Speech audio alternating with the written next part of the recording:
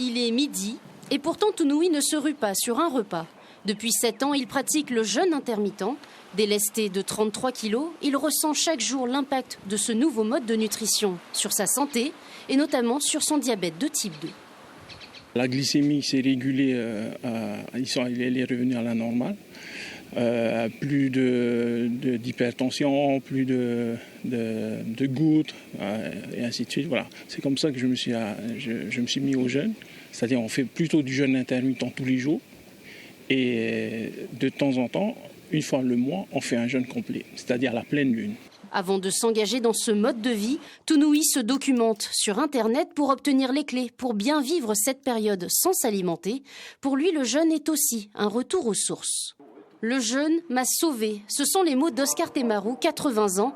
Après avoir adopté le jeûne thérapeutique il y a 40 ans, l'homme politique est convaincu de la régénération cellulaire, un discours qu'il tient auprès de ses administrés un vendredi sur 2 au sein de sa commune. En 2016, j'étais aphasique. Vous savez ce que ça veut dire? Je ne pouvais plus parler. Je n'avais plus de... Et c'est par le jeûne. Vraiment jeune, parce que 48 heures après, je parlais.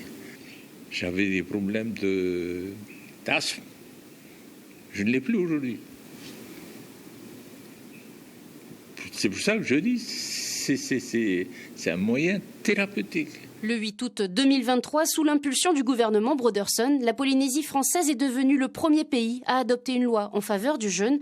Au même titre que l'activité sportive, ce dernier permettrait aussi de réduire les dépenses de santé publique. Pourtant, le corps médical est formel sur la question des risques sur l'organisme. Les femmes enceintes et les personnes souffrantes de troubles alimentaires ne doivent pas s'engager dans la pratique du jeûne. Et les risques, c'est pareil, ce sont des risques cardiovasculaires. Donc la personne va manger trop gras, donc elle va monter son cholestérol, parce qu'elle va se rattraper le jour qu'elle mange.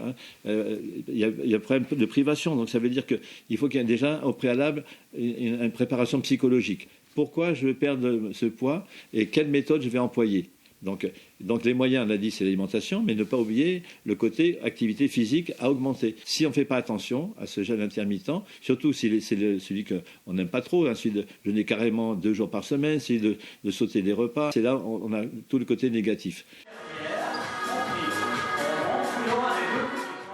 Cyril Félix est diététicien et coach sportif. Il accompagne au quotidien les personnes en quête de réponse. Son but, apporter un éclairage sur l'impact du jeûne sur le corps humain. Sur des personnes qui sont bien au niveau de leur alimentation, qui vont chercher du bien-être, je peux leur conseiller le jeûne intermittent. Voilà.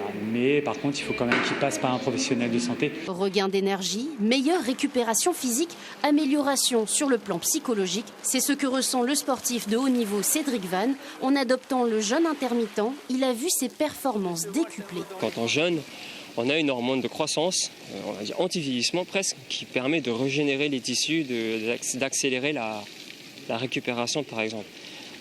Cette hormone de croissance, c'est un peu le Graal de beaucoup de sportifs, de culturistes, de bodybuilders. Pour rappel, en Polynésie française, 70% des adultes sont en surpoids, dont 40% au stade d'obésité.